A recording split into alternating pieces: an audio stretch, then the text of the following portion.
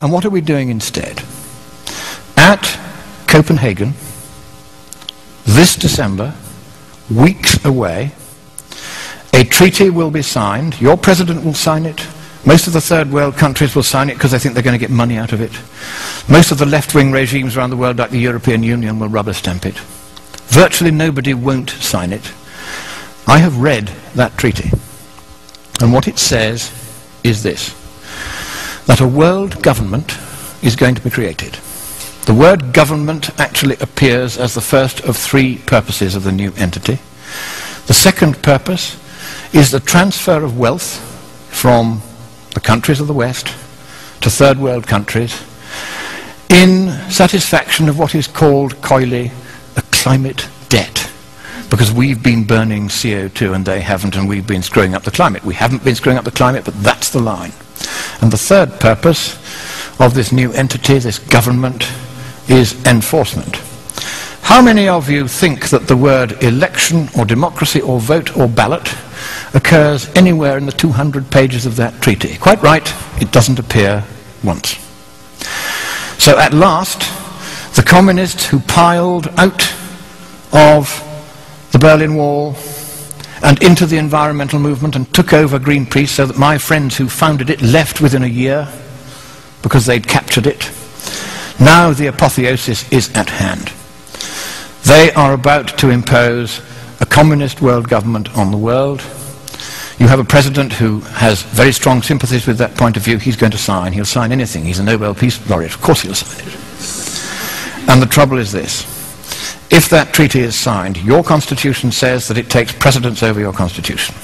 And you can't resile from that treaty unless you get the agreement of all the other states parties. And because you'll be the biggest paying country, they're not going to let you out. So, thank you, America. You were the beacon of freedom for the world.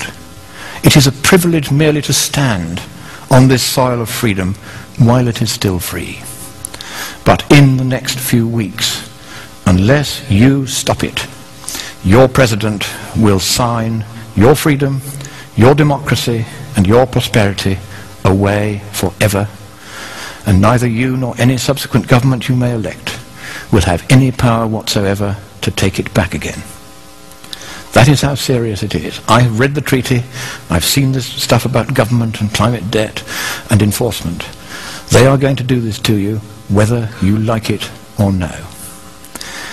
But I think it is here in your great nation, which I so love and I so admire, it is here that perhaps at this 11th hour, at the 59th minute and the 59th second, you will rise up and you will stop your president from signing that dreadful treaty, that purposeless treaty, for there is no problem with the climate, and even if there were, economically speaking, there's nothing we can do about it.